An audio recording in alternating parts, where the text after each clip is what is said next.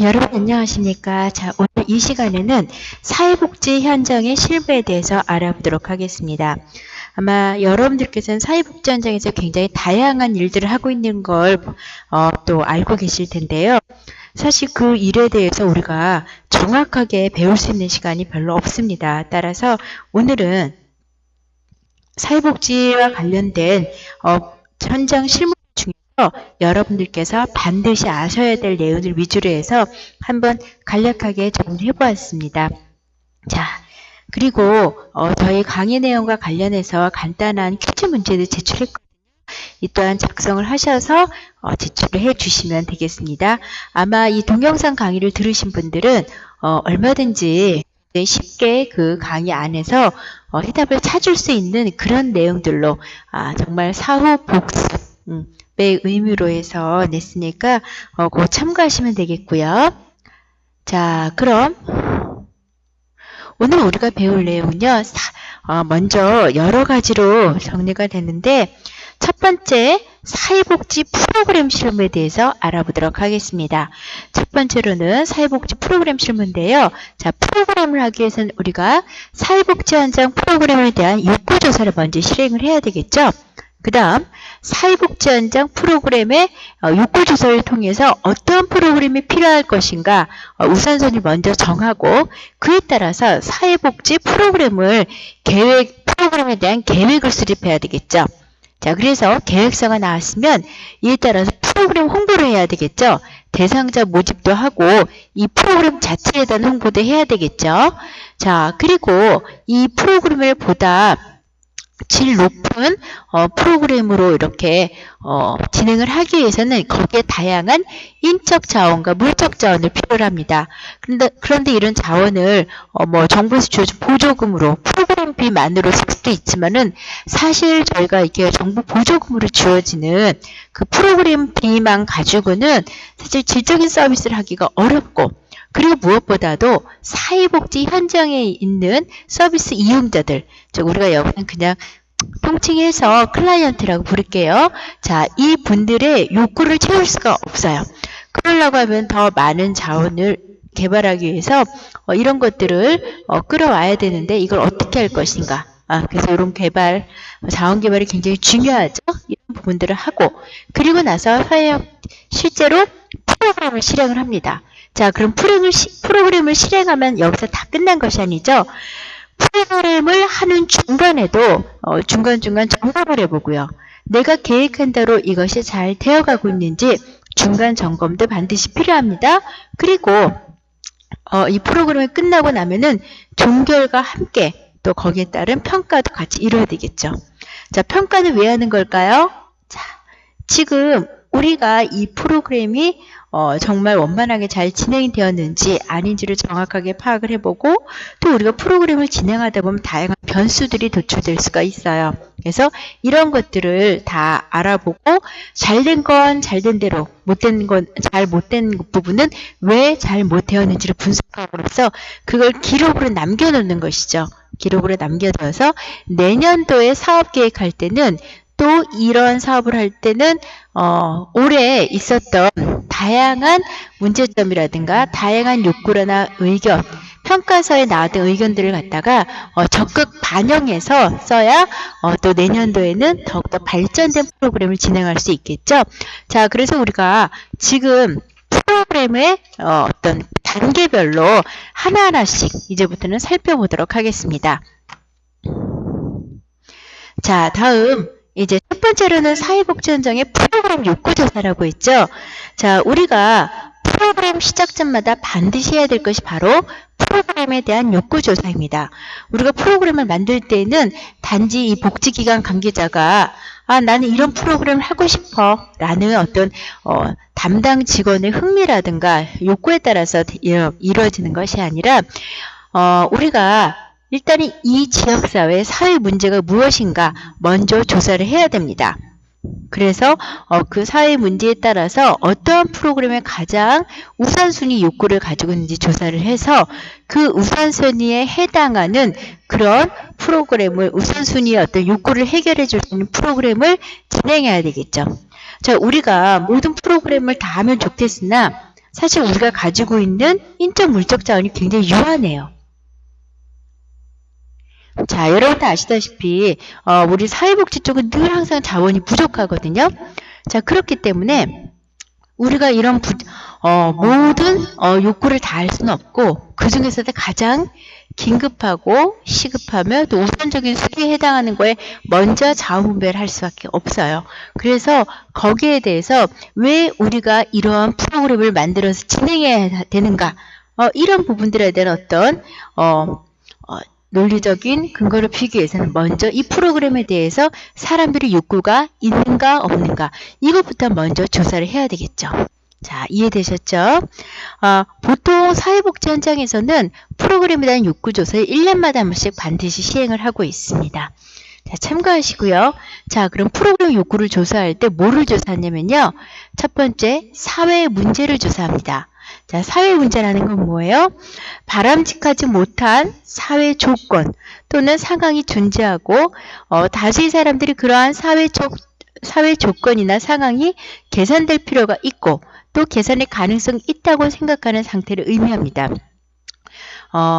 이걸 좀 더 요약적으로 편안하게 말씀드리자면은 사회 문제라는 건 굉장히 지금 바람직하지 못한 조건이에요. 그런데 이걸 이대로 가면 안 돼. 이거는 반드시 개선될 필요가 있고 또한 개선의 가능성이 있어야 또 여기에 따라서 여기에 뭐 어떤 효과성 있는 프로그램을 할 수가 있겠죠. 자, 다음요. 자, 그래서 요코라는 학자가 제시한 사회문제 분석 틀에는 에서는 우리가 10가지 사항을 제시하고 있습니다. 즉 뭐가 사회문제인가 이거를 우리가 정말로 분석해 보기 위해서는 다음에 10가지 질문을 하고 여기에 해당하는 답을 적어보는 거예요. 자, 첫 번째는 바람직하지 못하다고 보이는 상태나 조건들은 무엇인가? 그리고 그 문제로 인하여 고통받고 있는 사람들은 누구인가? 즉, 이 어떤 그 피해 대상을 말하는 거겠죠? 나중에 서비스 대상하고 연결이 되겠죠? 그 문제로 인하여 이득을 보는 사람들은 누구인가? 예. 또 이러한 사회적 문제들을 통해서 또 상대적으로 이득을 얻는 사람들도 있습니다. 그 다음, 누가 그것을 사회 문제로 규정하는가? 또 누가 그것을 사회 문제로 규정하지 않는가? 현재 나타나고 있는 문제의 원인은 무엇이고 이러한 문제를 다루는 현재의 프로그램은 무엇인가? 현재 이 문제를 다뤄주고 있는 프로그램이 있는지 없는지 여부를 확인하는 것 또한 굉장히 중요합니다. 다음, 현재의 프로그램을 중단할 경우에 예상되는 결과는 무엇인가? 그리고 이 프로그램 여기서 이 사회 문제에서 변화시키고자 하는 목표는 무엇인가? 그리고 욕구와 자원 간의 격차를 줄이는데 찬성하는 사람과 반대하는 사람은 무엇인가?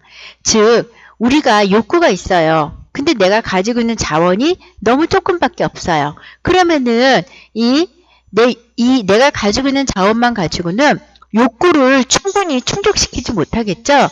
그래서 우리가 뭔가 충족을 해야 되는데 뭔가 부족하고 결핍된 상태를 뭐라고 그래요? 욕구, 즉 니즈라고 하죠. 자, 그래서 이런 어떤 욕구하고 실제 가지고 있는 자원 간의 격차를 줄이는 데 찬성하는 사람은 누구겠어요? 당연히 이 사회 문제로 인해서 고통받고 있는 사람이 되겠죠. 그런데 이러한 욕구와 자원 간의 격차를 줄이는데 반대하는 사람은 어떻겠어요? 반대로 그 문제로 인해서 이득을 보는 사람이 되겠죠. 다 이해되세요? 자, 다음 페이지입니다. 그래서 일단은 사회 문제가 무엇인가를 먼저 규정을 해둬야 되겠고요. 자, 문제를 규정하고 난 다음에는 바로 욕구조사 및 욕구조사의 설계 및 분석을 들어갑니다. 자, 우리가 욕구조사는 뭐냐면요. 쉽게 말해서 문제에 대한 답이 뭘까? 이걸 찾기 위한 과정이 바로 욕구조사입니다. 욕구조사가 뭐라고요? 문제에 대한 답을 찾기 위한 과정입니다. 자, 그래서 이 욕구조사는요, 누가 봐도 가능한 타당성 있고 객관적이고 또 정확하게 하는 것이 필요합니다. 따라서 조사 문제가 뭔가 아까 전에 우리가 사회 문제에 대해서 규정하는 게 있었죠. 조사 문제부터 검토하고 또한 수집된 자료를 분석하고 그 결과를 해석하기 위한 계획 모두가 필요합니다. 자, 그래서 이런 걸 갖다 그냥 막 하는 것이 아니라 사전에 굉장히 치밀하게 조사를 하고 계획을 해서 작성해야 된다는 것이죠. 그래서 일반적인 욕구조사의 방법은 직접적으로 관찰하는 방법, 그리고 사례를 조사하는 방법, 그리고 간접적인 증거자료를 조사하는 방법 등으로 나눠집니다. 자, 대부분의 우리 사회복지 현장에서의 욕구조사는 주로 설문조사를 통해서 그 기관의 서비스를 이용하시거나 현재 이용하고 있거나 아니면 이용을 희망하시는 또는 이용 가능성이 있으신 분들을 대상으로 해서 주로 설문지 형태로 욕구조사를 많이 합니다. 자, 다음이요. 그래서 욕구조사를 치밀하게 꼼꼼하게 만들어서 작성을 했어요. 자, 그러고 나면은 이 욕구조사 결과에 의거해서 반드시 우리가 어떤 논리적이고 과학적인 데이터라든가 근거에 의거해서 그 프로그램을 결정을 해야 됩니다. 그래서 욕구조사 결과 어떤 프로그램이 가장 욕구가 높았고 우선순위가 높았다고 하면은 일단은 그 가장 시급하면서도 또한 욕구가 높은 이용 욕구가 높은 프로그램을 이제 프로그램을 하기로 결정을 해야 되겠죠. 자, 그런데 우리가 이제 이 결정된 프로그램은요. 이 프로그램을 통해서 목적을 이루고 목표를 달성할 수 있는지 그런 거 여부를 먼저 확인해 봐야 되겠고, 또한 이걸로 성과를 거둘 수 있을까 없을까 이걸 살펴보는 건 뭐예요? 효과성이죠. 쉽게 말해서 우리가 프로그램을 결정할 때는 효과성과 효율성 이 두 가지를 다 보라는 얘기를 많이 하는데요. 이 프로그램을 만들어졌다 할지라도 목적하고 목표를 도저히 이룰 수 없다라고 하면은 이것은 실제 사회복지 현장에서 프로그램으로 연결시키는 어렵습니다. 물론 하면 좋겠지만 이 목적과 목표를 현실적으로 이룰 수 있는 것인가 이 부분에 대해서 면밀하게 미리 사전에 조사를 해야 되겠죠. 자, 따라서 이 비용 대비 예상되는 프로그램의 실적이라든가 성과, 또한 문제나 욕구 대비 프로그램의 적절성을 살펴볼 필요가 있고요. 문제나 욕구에 대한 개입이 얼마나 시급한지도 프로그램 결정을 위한 고려사항입니다. 여러분 이런 걸 결정할 때는요. 먼저 욕구조사 결과를 먼저 확인을 해보고 그럼 거기에 따라서 우선순위가 있는 프로그램들이 나올 거 아니에요. 근데 그랬을 때 현재 여기서 굉장히 절실하고 또 우선순위가 있음에도 불구하고 우선순위 올라가 있음에도 불구하고 아직 그 진행되지 않는 프로그램 같은 경우에는 또 이유가 있어서 실질적으로 현실적으로 실현하기가 어려워서 그런 방법도 있을 것이고요. 또 이런 것들을 할 때에는 우리 지역사회의 어떤 조건이나 상황들 이런 것들도 먼저 면밀히 검토를 해 보시는 것이 필요합니다.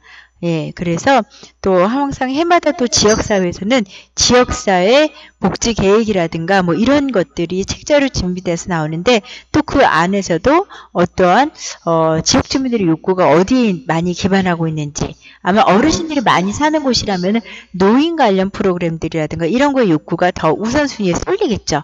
예, 그래서 우리가 이런 것들을 할 때는 항상 우리가 지역사회에 대한 이해를 바탕으로 하시는 것이 우선입니다. 자, 이해되셨죠? 자, 그리고 우리가 모든 프로그램을 하면 좋겠으나 아까도 우리가 자원 한계가 있다고 그랬죠? 그래서 이 프로그램을 하면 좋긴 좋은데 아주 소수의 사람밖에 혜택을 못 받고 그런데 이 비용이 너무너무 이렇게 비싸요. 그래서 도저히 이거를 현실적으로 진행하기 어렵거나 이럴 수도 있겠죠. 그런 부분들에 대해서 우리가 프로그램을 이게 지금 이게 프로그램의 계획 수립 과정을 우리가 또 다른 형태로 말하면은 프로그램 기획 과정이라고 볼 수가 있거든요. 자, 그렇기 때문에 우리가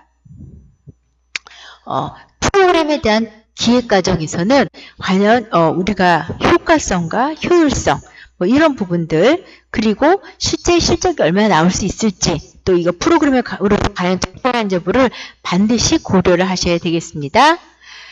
자, 그 다음에 이제 그런 프로그램 이렇게 곰곰이 본 결과 그 다음에 이제 실질적으로 목적과 목표를 먼저 설정을 해야 돼요. 제일 먼저 설정해야 되는 건 목적이고요. 그 다음에 중요한 건 목표입니다. 그래서 목표를 설정하고 나면 실제 이 목표를 달성하기 위해서 세부적인 프로그램 계획을 수립하게 되죠. 자, 여기서는요, 이제 여러분들이 사업 계획서를 쓰실 때 들어가야 될 구체적인 내용들을 기술하는 단계입니다.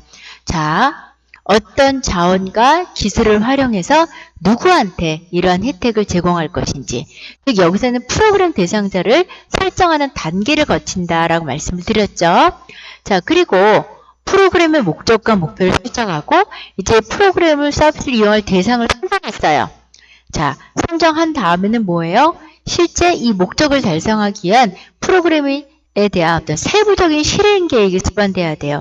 세부적인 실행 계획이라는 것은 자, 내가 이걸 위해서 사업계획서는 언제까지 쓰고 지역사회 홍보를 언제까지 하고 이런 것들에 대한 모든 일정에 대한 것들까지도 아주 치밀하게 쫀쫀하게 실행 계획까지로 이게 작성이 되어야 됩니다. 그래서 프로그램 세부 내용이 조직화되면은 이 프로그램 세부 내용을 실제 뭐뭐뭐 할 거다 이걸 조직화시켜 놓고 난 다음에는 실제로 이 프로그램을 언제부터 언제까지 몇 회기로 하고 그리고 한 회기당 몇 시간으로 하고 몇 명을 대상으로 하고 어디서 하고 뭐 이런 것들에 대한 아주 구체적인 방법까지도 다 미리 수립을 해야 됩니다. 다음 예산 수립 및 평가 계획입니다. 제가 이제 이런 것들을 이렇게 꼼꼼하게 이야기를 하는 이유가 나중에 여러분들께서 실습을 나가시거나 뭐 이렇게 하면은 이런 사업계획서 작성이나 프로포절 작성 반드시 한 번씩 거치기 때문에 또 그리고 이런 것들을 여러분들이 그 과정을 머릿속에 정확하게 가지고 있어야 나중에 복지기관에서 하는 일들이나 업무가 빨리빨리 여러분들이 이해가 되고 눈에 들어올 수가 있어요. 다음 예산 수립 및 평가 계획입니다. 아마 신입사회복지사들이 제일 나갔을 때 어려운 부분이 바로 이 예산 수립과 평가 계획 부분이 아닐까 싶습니다. 자, 우리가 사회복지 현장에서는 항상 그 예산이 늘 부족하다고 그랬죠. 즉 재원이 한정돼 있다라고 합니다. 따라서 우리가 사회복지 프로그램의 예산 수립 방법에 있어서도 그 재원의 형태나 또는 프로그램의 형태에 따라서 작성 방법을 달리할 수도 있겠고요. 또 한정된 재원으로 인해서 만약 여기서 돈을 다 써버리면 다른 프로그램을 또 진행할 수 없는 이런 경우도 생길 수가 있습니다. 이렇게 다른 프로그램에 영향을 미치기도 하고요. 때로는 이 프로그램에 참여하기 위한 대상자가 또 다른 프로그램 서비스 대상자하고 중복이 될 수 있어요. 그러면은 같은 날짜와 같은 시간에 그렇게 하게 되면 아니 되겠죠? 자, 그렇기 때문에 또 이런 협조가 필요한 그런 부분들도 있을 수가 있습니다. 자, 그러니까 뭐 이런 부분들도 한번 참고를 하셔서 예산 수립 계획에 반드시 넣으셔야 되겠고요. 그 다음 또한 목표의 수준은 어디까지로 줄 것인가, 대상자를 몇 명씩 할 것인가, 그리고 또 어떤 내용까지 할 것인가, 그리고 여기 사람 인적 자원을 누구누구를 할 것인가, 뭐 이런 것들 있죠. 여기까지 다 한번 확인을 하셔야 됩니다. 그리고 이 프로그램은요, 나 혼자 하는 것이 아니라 또 여러 사람들하고 협조해야 되거든요. 자, 그렇기 때문에 자, 이 부분에 대해서는 또 조직 내 여러 또 사람들과 긴밀한 협조 관계를 유지하는 것이 매우 중요합니다. 자, 그럼 우리가 이제 사회복지 어떤 프로그램을 결정을 해서 목적과 목표를 설정하고 실제 어떻게 할지 세부 프로그램까지도 우리가 다 정했고 또 이 프로그램에 대해서는 예산을 얼마나 할 것인가 이것까지도 여러분들께서 다 정리했다고 그랬죠. 자, 그러면은 그 다음에는 어떻게 해야 되느냐? 홍보를 해야 되겠죠. 자, 우리 기관에서는 이러한 프로그램을 합니다 하면서 이 프로그램 자체를 알리고 홍보할 수도 있겠고 또 이 프로그램의 참여 대상 그리고 또 이 프로그램 언제부터 언제까지 할 거고 또 가장 중요한 게 프로그램 접수 기간 및 접수 방법이죠. 자, 이런 것들을 갖다가 홍보 자료에 제작할 때 넣어야 돼요.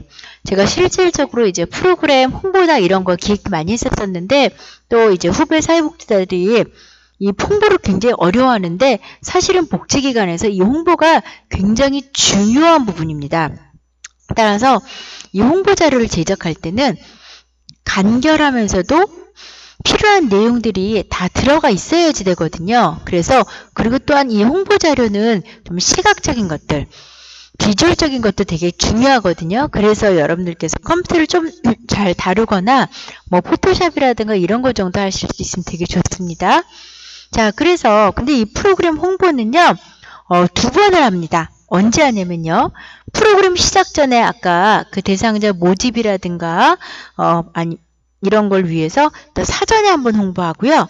그리고 실제 프로그램이 다 끝났어요. 그럼 다 끝났으면 됐다 하고 여기서 그냥 접는 것이 아니라 프로그램이 끝나고 나면은 자 아마 여러분들 신문이나 뭐 복지신문이나 이런 데서 많이 아니면은 이렇게 뭐 포털 사이트에서 이런 거 많이 보셨어요. 자 어느 A 사회복지관에서 저소득층을 대상으로 무슨 프로그램을 진행해야 하는데 아주 성황리에 끝났다. 그래서 어쩌고저쩌고 이렇게 프로그램이 다 진행되고 난 다음에는 실제 프로그램을 진행했던 사진들과 함께 사후 홍보도 반드시 합니다. 자, 그런데 우리가 홍보가 굉장히 중요한데요. 이 홍보는 어떤 효과가 있냐면은 우리가 사회복지 실무 현장에서 프로그램 진행할 때 제일 어려운 게 뭐냐고 물어보면은 다 열이면 한 7, 8명은 대상자 모집하는 게 제일 힘들어요 라고 이야기를 해요. 자, 그래서 대상자들이 에게 이 서비스가 있다라는 것을 알리고 이런 것들을 홍보하는 게 제일 어렵거든요. 하지만 이 프로그램이 정말 성공적으로 잘 끝나기 위해서는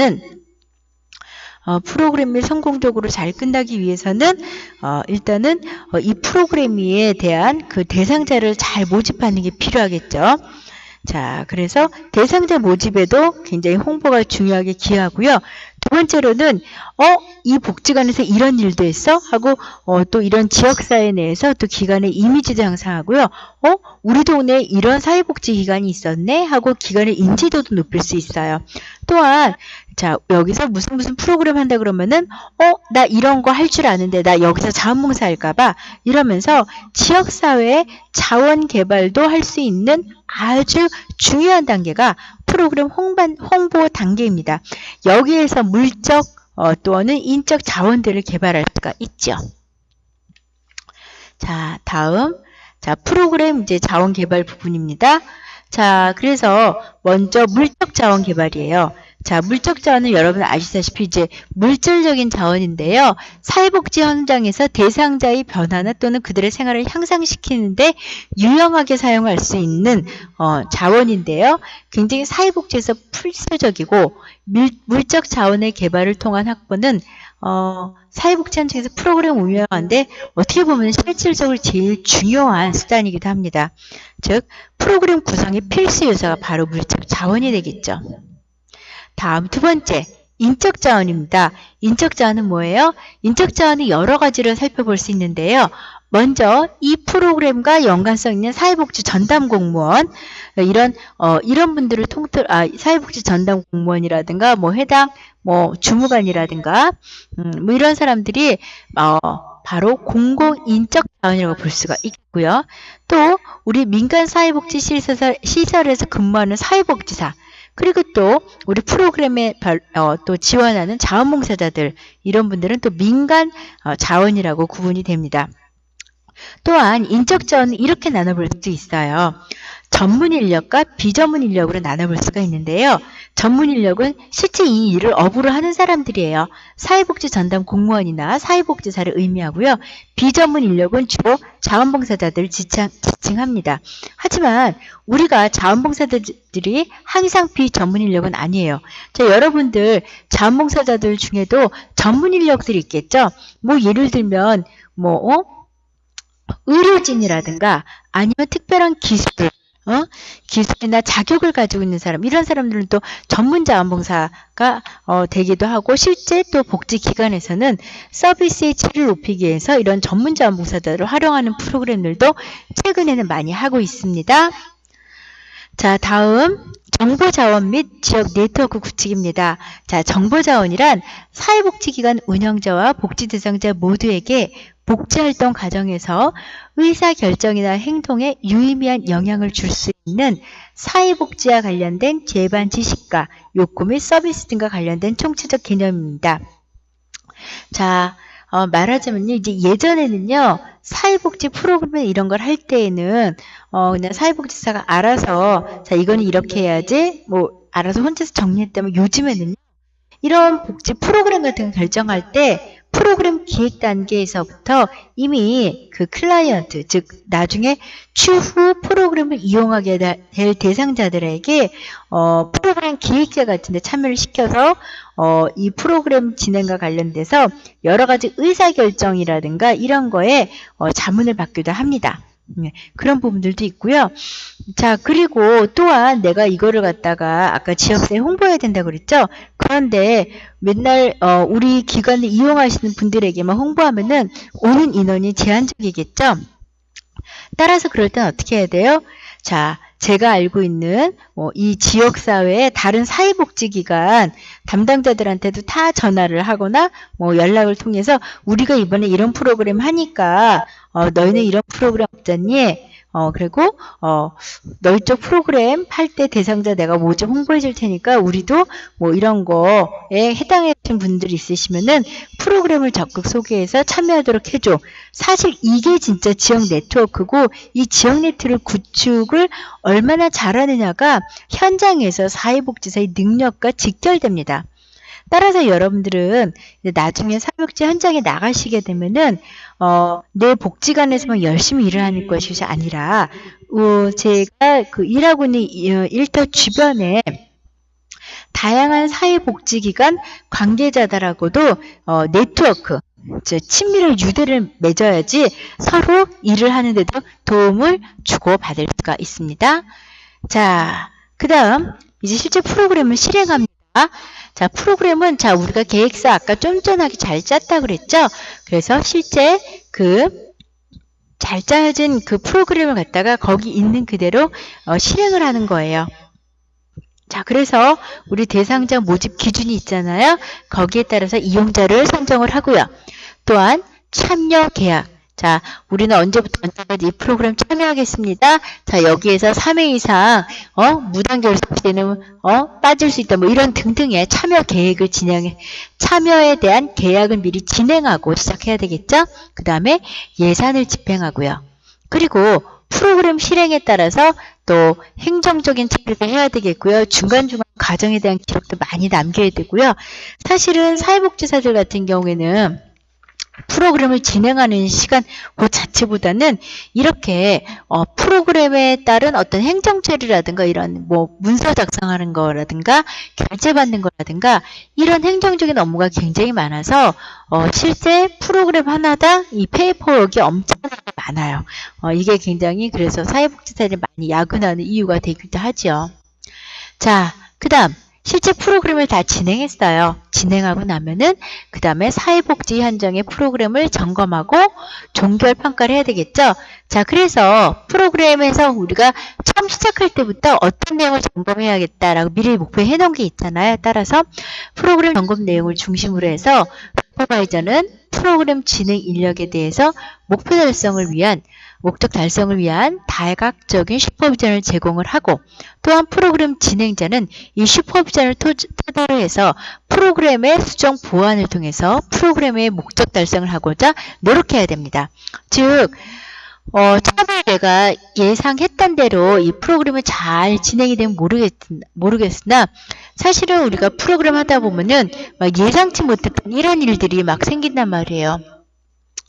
그래서 그랬을 때는 중간에 슈퍼바이저로부터 또 도움을 받아야 될 일들이 많이 있고 중간중간 수시로 보고를 하셔야 돼요. 중간중간 수시로 보고하셔서 거기에 대한 어떤 그럴 때는 슈퍼바이저가 여태까지 다양한 경험을 바탕으로 해요. 이럴 때는 이렇게 하는 게 좋겠다라고 의견을 주면은 또 거기에 따라서 프로그램을 일부 수정 보완을 해서 중요한 거는 우리가 목적을 달성하는 게 중요한 거거든요. 원래 이 프로그램을 하기로 했을 때 왜 하기로 했나 항상 우리가 그거를 머릿속에 떠올리면서 프로그램을 하셔야 돼요. 자, 그래서 원래 하기로 한 목적을 잘 달성하려면 어떻게 해야 되겠는가 늘 이거를 반드시 생각하면서 하셔야 됩니다. 자, 다음 자, 그래서 종결 처리는요.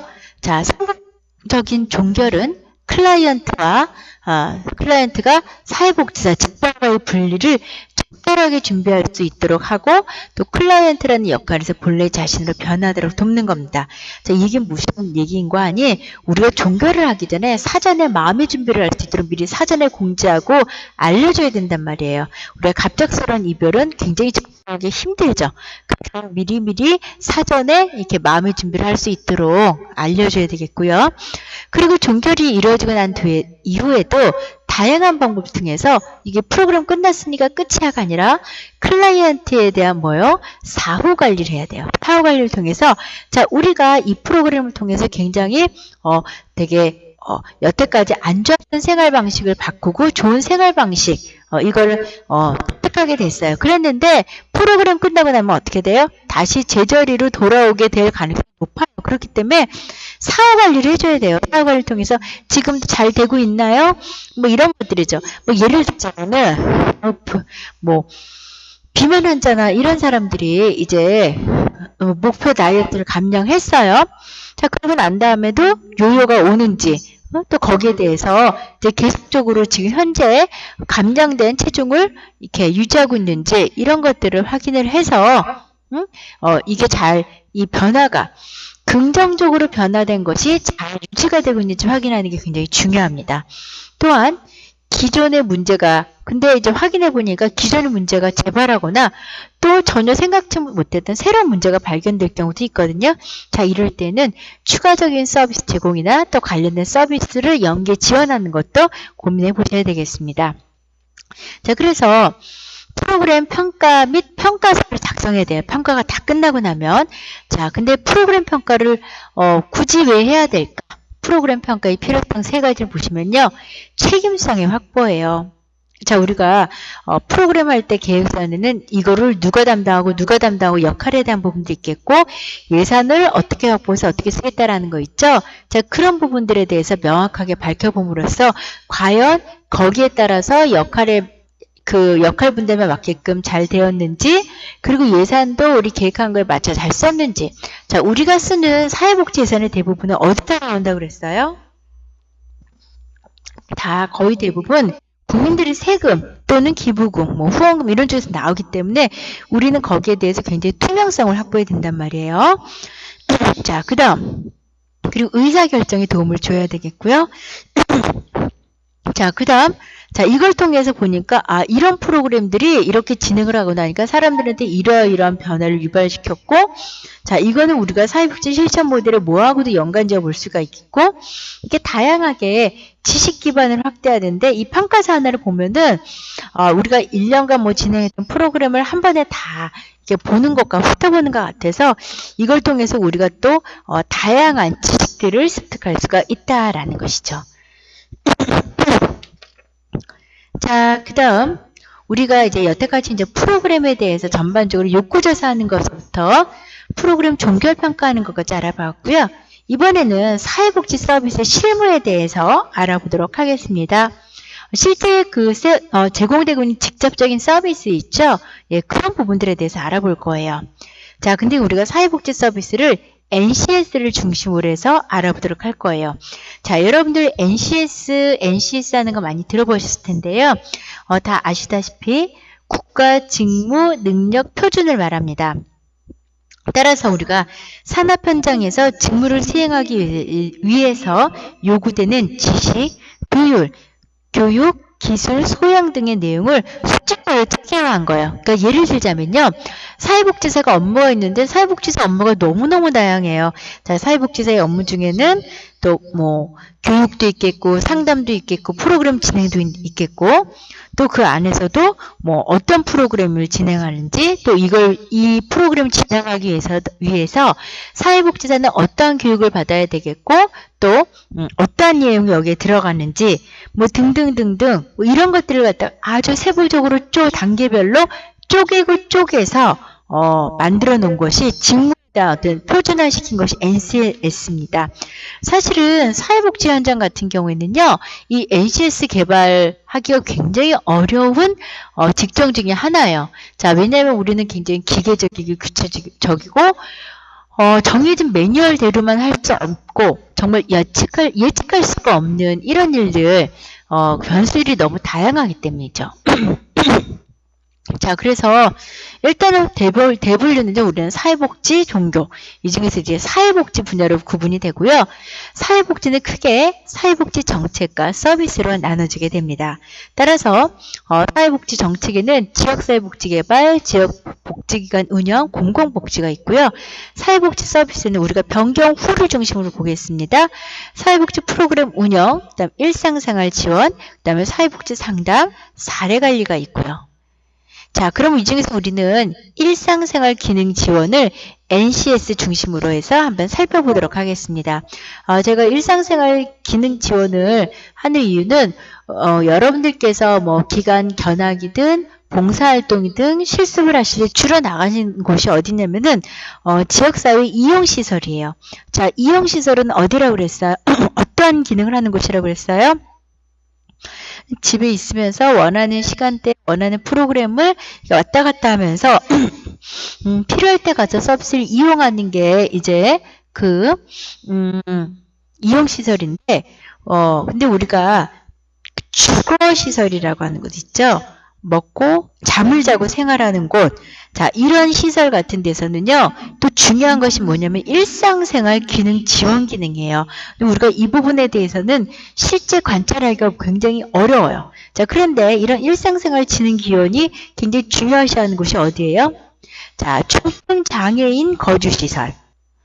그리고 또 한 군데로는 요양원이라든가 양로원이라든가 뭐 이런 것들 있겠죠. 자, 그래서 이런 데는 현실적으로 우리가 눈으로 보기가 어렵기 때문에 일상생활 기능에는 어떤 것들이 있는지 NCS를 통해서 이렇게 조각조각 쪼개져 있는 것들 한번 잘 분석해서 한번 살펴보겠습니다. 자, NCS 학습 모듈에서 보시면요. 일상생활 기능 지원이란 보호와 자립 지원을 통하여 생활 기능을 향상시키는 신체활동, 인지정서, 가사활동, 사회활동 전문 서비스를 제공하는 일이고 생활시설, 즉 아까 제가 거주시설이라고 얘기했죠. 여기서 근무할 때 적용이 됩니다. 자, 우리 사회복지사 통계 영감이라는 것이 있는데요. 여기 보시면 사회복지 서비스 종사자 중 일상생활 기능 지원, 즉 생활시설에 근무하는 사람들 보시면은요. 자, 일단 근무 종사자가 59,033명 나왔고요. 평균적인 연령이 32.6세예요. 사실 여기 이제 거주시설이나 생활시설 같은 경우에는 조금 직원들 근무 종사자 연령이 많이 높은 편이고요. 학력은 대졸 이상이 89%이고, 자, 상대가 아무래도 보호나 이런 부분들이 있기 때문에 여성이 67%로 좀 압도적으로 많고요. 남자가 33%입니다. 사실은 사회복지 현장을 가보시면은 어디든지 남성보다 여성의 비율이 매우 높은 것을 알 수 있을 겁니다. 따라서 여기 보시면은 근속연수가 평균 65.7개월이에요. 그래서 자, 우리가 근속연수가 보시면 65.7개월 정도 된다라는 거 그냥 참고하시고요. 자, 그래서 우리가 사회복지 서비스 종사자라고 해도 사람들의 수준이 다 똑같은 게 아니에요. 즉 직무 경험이 많으면 많을수록 또 이 사람이 행하는 직무 수준이 훨씬 더 높겠죠. 자, 그래서 이걸 가지고 이제 사회복지 서비스 종사자의 직무 능력 수준을 1수준부터 6수준까지 높여놨어요. 자, 그래서 이걸 갖다가 1수준은 가장 초보 단계이고요. 그 다음 6수준이 굉장히 제일 높은 고수의 경지에 있는 거예요. 자, 그래서 1수준은 직무 경험 1에서 2년. 자, 이걸 이제 이런 시설의 초급 실무자가 되겠죠. 아마 여러분들 같은 경우에 처음 나가시면 이 1수준에 해당이 될 거예요. 그래서 신체 활동 지원이나 가사 활동 지원이나 건강 지원 등의 업무를 주로 많이들 맡고 있고요.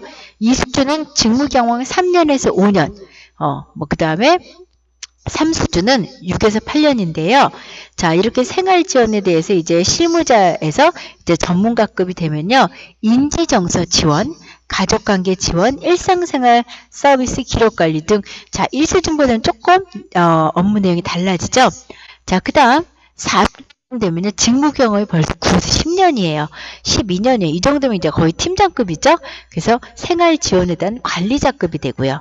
그 다음, 5수준쯤 되면요. 13에서 15년 생활지원의 선임관리자. 역시 관리자급에 해당이 되고요. 그 다음에 육수지면 15년 이상인데 생활지원 최고 관리자가 되겠죠.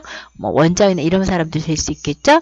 그래서 사회활동 지원이나 일상생활에서 초래할 수 있는 위험관리 이런 것들을 하는 걸로 되어 있습니다. 자, 그럼 여기 볼까요?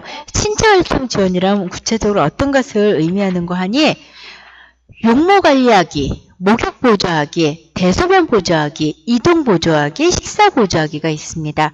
자, 여러분들이 사회복지 현장에 나가시게 되면요.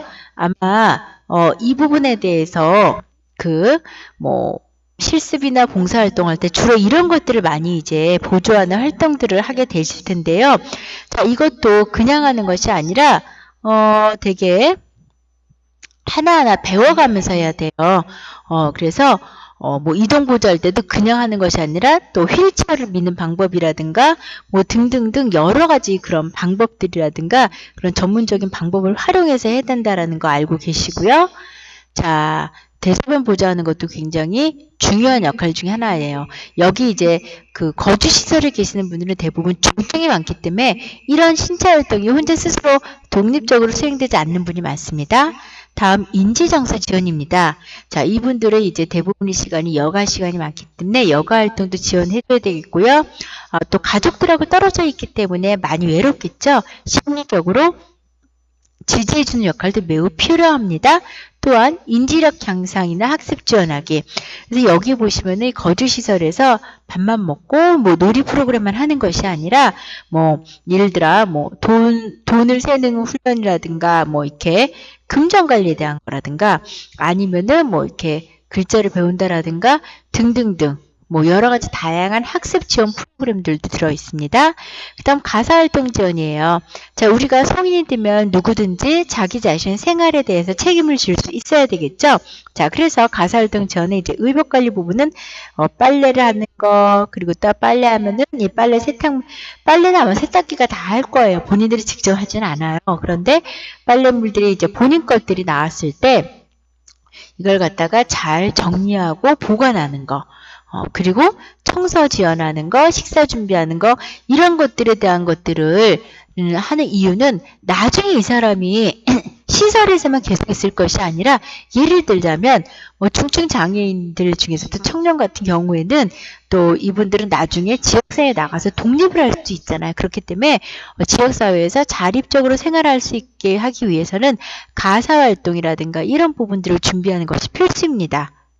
물론 요양원이라든가 이런 것들하고 좀 틀리겠죠. 하지만 요즘에는 또 탈시설화가 대세이기 때문에 중증의 장애인들도 이제 좀 더 자유롭게 지역사회에서 이렇게 탈시설화에서 살기 위해서 요즘에는 시설 안에서 나중에 시설을 나갔을 때 스스로 독립해서 살아갈 수 있는 다양한 방법과 기술들을 배우는 역할들을 하고 있습니다. 다음 사회활동 지원입니다. 아까 전에 제가 학습활동 중에 금전관리 지원하기라는 게 있었죠. 자, 내 돈을 어떻게 써야 될까 지원하는 거 되게 중요해요. 특히 이제 예전 같은 경우는요, 이제 중증 장애인들 같은 경우에는 통장 같은데 이제 그 정부로부터 보조금이 나오잖아요. 장애수당이나 이런 것들이 나오거나 하면은 거기에 대해서 막 가족분들이 막 마음대로 각출해서 쓰거나 했는데 이제는 또 이 분들의 허락 없이는 그렇게 할 수가 없어요. 그리고 또 이분들도 돈 관리할 때에도 나한테 꼭 필요한 부분에 지출인가 이런 것들을 좀 확인해서 할 수 있도록 하게끔 도와드리고 있고요. 지역사회 자원이 뭐가 있는지 또 이분이 거주시설 이런 생활시설 안에서만 생활하는 것이 아니라 필요할 때는 밖에 나오셔 서비스를 다른 기관에 가서 또 서비스를 받을 수 있단 말이에요. 그래서 우리 지역사회에 이용할 수 있는 기관들이 뭐가 있는지 이런 것들에 대한 정보도 제공을 해야 되겠고요. 또 외출 지원에는 뭐가 필요해요? 이동을 위한 어떤 차량 지원이라든가 아니면은 대중교통 이용하는 방법을 안내해 준다라든가 이런 것들이 필요하겠죠. 그 다음에 또 이것과 관련해서 이 거주시설에 계신 분들이 외부에서 어떤 프로그램이나 서비스를 뭐 이용한다 그러면 그에 따른 뭐 이렇게 행정 업무 뭐 이런 것들이 수반되겠죠. 그런 걸 지원하게 돼 있고, 딱 그 다음에 또 거주시설의 제일 중요한 것 중에 하나가 바로 인권교육의 대부분이 인권교육과 관련된 부분입니다. 자, 여러분들 뭐 뉴스나 방송 같은 거 보시면 아시겠지만 굉장히 우리가 요즘에 많이 이 거주시설에서 가장 문제가 되는 것이 바로 인권에 대한 부분입니다. 왜냐하면 우리가 거주시설이 24시간 개방돼 있거나 또 이렇게 눈앞에 바로 보여지는 게 아니잖아요. 그렇기 때문에 그 안에서 여태까지는 사실 상대적으로 이제 거주시설 안에서 인권에 대한 부분이 많이 좀 이렇게 문제가 도출됐었기 때문에 이제는 인권에 대한 교육도 반드시 하도록 필수로 되어 있습니다. 자, 그래서 그런 부분에 대한 교육하는 거, 또 여기 이제 일상생활 기능 지원에 아주 꼭 필수적인 것들이고요. 자, 다음 건강지원입니다. 여기 계신 분들 대부분은 또 이런 어떤 특정한 장소 안에서 생활하시다 보니까 또 운동도 계속 필요하겠고요.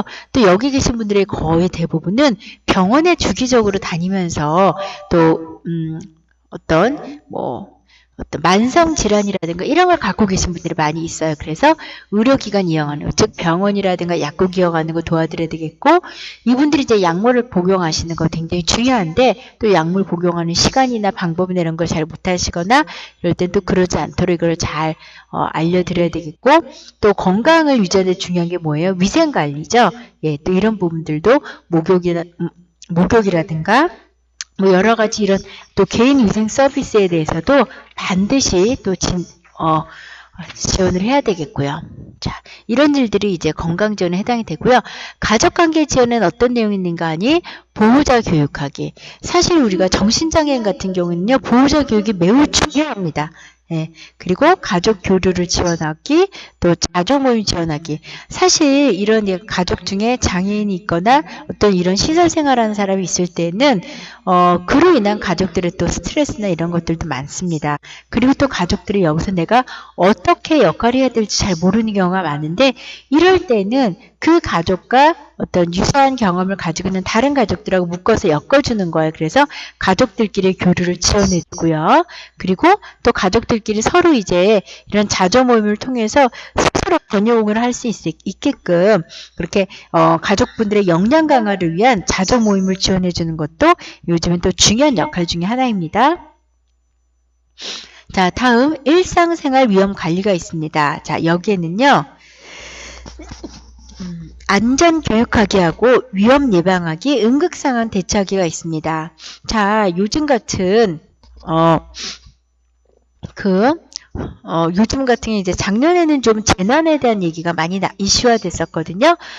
그래서 예를 들자면은 지진이라든가 특히 이런 시설에서 화재가 가장 큰 응급 상황이 되겠죠. 자, 이 시설에 불이 났을 때 어떻게 대피를 해야 되는지 등등등 이런 응급 상황에 대해서 대처하는 방법에 대해서 교육을 해야 되겠고요.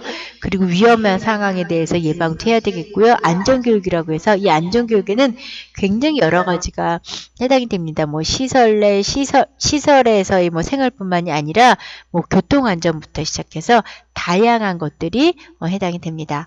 그 다음 일상생활 서비스 기록관리입니다. 자, 일상생활 서비스 기록관리에 보시면은, 자, 우리가 사실 그 사회복지 현장에서 요즘 제일 중요하게 생각하는 것이 바로 사례관리 부분인데요. 이 사례관리를 가장 잘 체계적으로 할 수 있는 것이 바로 거주시설입니다. 자, 그래서 여기 보시면 늘 정해져 있는 그 거주시설 생활자들이 굉장히 좀 장기간 입수있는 경우가 많잖아요. 자, 그래서 일단은 매일매일 우리는 업무일지를 작성해야 되고요. 그리고 그 안에서 이분이 무슨 프로그램을 했다, 무슨 프로그램 했다, 각 활동별로 또 일지를 작성해야 되겠고요. 자, 그 다음에 김민영이라는 이 한 사람에 대해서 어떤 사례 관리를 위한 개별 파일을 만들어요. 그래서 이 사람이 처음 들어왔을 때 초기 평가한 것부터 중간 평가를 통해서 자, 이 사람이 원래 목표했던 거를 잘 달성하고 있는지 어떻게 변화하고 있는지 이런 것들을 알 수 있도록 개별 파일도 분명히 관리를 해야 되겠고요. 그리고 또 요즘 거주시설에서는요. 우리 저녁 메뉴를 뭘로 할 것인가, 아침 메뉴를 갖다 우리가 너무 한식만 하지 말고 좀 양식도 하자라든가 이렇게 거주시설 생활과 관련해서 우리 거주인들과 정말 밀접한 관계 있는 그런 내용들, 이거에 대해서는 우리 거주인들이 직접 참여해서 결정해야 되는 게 맞겠죠. 그죠? 뭐 본인들에게 직접적으로 영향을 미치는 내용이기 때문에 이런 것들에 대해서 일상생활 지원 회의라든가 이런 것들을 이제 자체적으로 하는데 거기에 또 이렇게 사회복지사들이 참여해서 지원하는 이런 것들도 있습니다. 자, 그래서 일상생활 동작 영역에 보시면은요. 자, 옷 갈아입기, 목욕하기, 식사하기, 잠자리에서 자세 바꾸기. 이거 굉장히 중요합니다. 왜요? 욕창에 걸리지 않도록 하기 위해서죠. 예를 들어서 온몸에 이렇게 그 마비 상태가 있거나 이런 분들 같은 경우는요, 내 스스로 몸을 돌릴 수가 없는데, 우리가 보통 체위 변경이라는 거를 2시간마다 한 번씩 해주셔야지, 안 그러면은 이제 또 거기가 공기 접촉이 안 되면서 짓물르고 하면서 이게 살이 썩어가는 욕창이 생기면은 굉장히 치료도 고통스럽고, 나중에는 심하면은 또 욕창이 많이 심해지면 이로 인해서 사망에 이를 수 있어요. 그리고 또 일상생활에서 휠체어에서 침대로 옮겨 앉는다라든가 이런 것들, 걷기, 화장실 사용하기, 다 이게 뭐예요? 일상생활 동작 영역에 포함이 되는 것들이죠. 근데 여기 보면 수단적 일상생활 능력, 수행 능력이 있어요. 그건 뭐예요?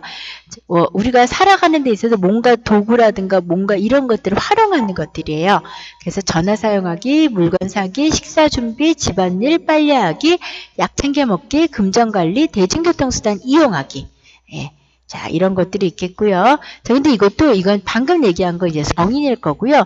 또 이게 만 6세 이상 15세 미만으로 해서 또 청소년들까지는요, 식사 준비나 집안일 빨래하기까지는 아니고, 그 안에서 이제 일부만 또, 배우죠. 그 다음, 장애인 같은 경우에는 장애의 특성을 고려해서 휠체어 사용하는 법, 또한 청각 기능, 시각 기능, 인지 기능, 정신 기능에 대한 거 이런 것들에 대한 특성을 고려하는 항목들로 구성되어 있고요. 자, 그 다음 또 중요한 것 중에 하나가 그 사회환경 고려 부분인데요. 자, 사회활동 참여나 위험 상황 대처 능력 아직 말씀드렸죠. 자, 그리고 장애인들은 보조기구라든가 사용 능력이라든가 또 단어나 문장을 보호하고 문장을 보고 이해하는 언어적인 능력 이런 것들이 있겠습니다. 자, 그래서 우리가 지금까지는 자, 사회복지, 그 실제 그 서비스, 사회복지에서 실제 제공되는 서비스 중에서도 일상생활 기능 지원 서비스를 중심으로 한번 알아봤습니다. 자, 그럼 이제 지금부터는 사회복지 상담 실무에 대해서 알아보도록 하겠습니다.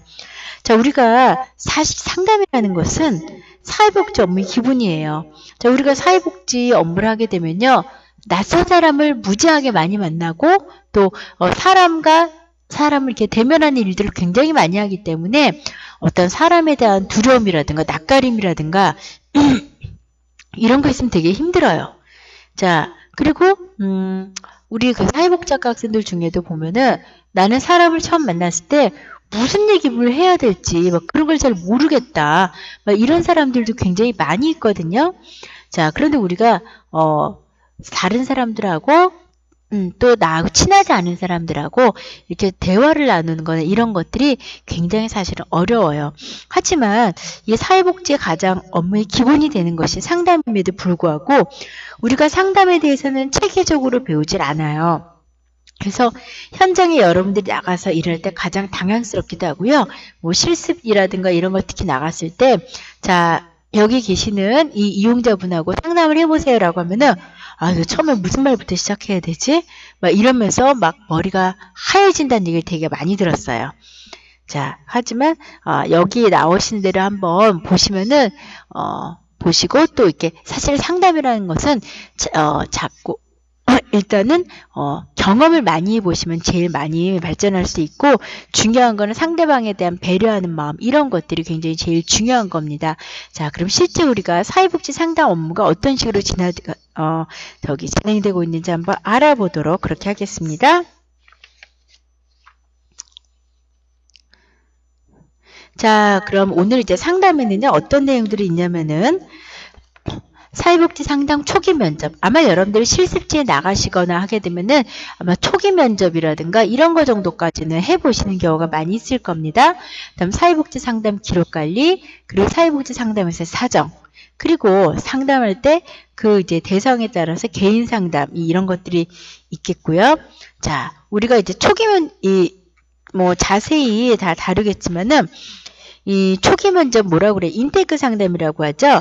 그래서 이 제일 사회복지기관에 들어와서 제일 첫 번째 만나는 사람하고 상담하는 게 바로 이 초기 면접인데 기관에 대한 이미지를 결정짓는 매우 중요한 단계이기 때문에 사실은 이 초기 면접은 초기 면접이든 이런 상담 업무는 그 기관의 신입보다는 어느 정도 좀 이렇게 경력이 있는 직원이 하는 게 좋고요. 자, 사회복지 상담의 기록관리, 레코딩과 관련된 거죠. 자, 우리가 사회복지 현장에서 제일 어려운 게 레코딩인데요.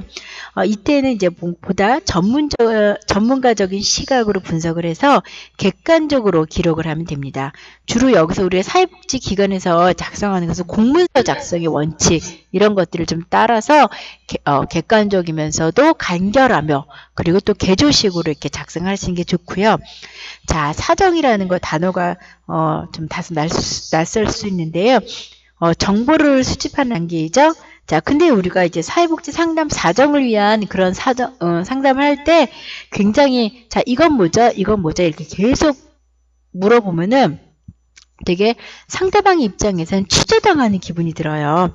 따라서 이게 취조가 아니라 이것이 도움을 주기 위한 어떤 정보 수집 단계라는 것을 상대방한테 반드시 알려줘야 되겠고 이런 어떤 정보 수집을 위한 사정을 할 때에는 정보 수집을 할 때는 이 사람의 마음의 문이 열려야지 거기 자신의 정보를 갖다가 마음 편하게 오픈을 충분히 할 거 아니에요. 그런데 이 사람의 경계심을 막 갖고 있고 경계심을 풀지 않으면은 정보를 제대로 안 준단 말이에요. 그렇기 때문에 이 상담 사정 관계에서 되게 중요한 것은 뭐냐면은 이 클라이언트하고 이 사회복지사 사이에 라포 관계를 형성하는 거예요. 친밀감을 형성하는 거. 근데 다들 이 부분을 제일 많이 어려워하거든요. 그래서 좀 이 라포 관계 형성을 잘하기 위해서는 제일 처음 만났을 때 되게 신뢰감 있고 믿음감을 주는 그러면서도 되게 편안한 그런 인상을 줄 수 있도록 해야 되겠고 또 주변 환경도 그렇게 만들어야 되겠죠. 자, 그 다음 우리가 이제 상담도 1대1로 하는 개인 상담이 있을 수 있고요. 그리고 가족 상담도 있습니다.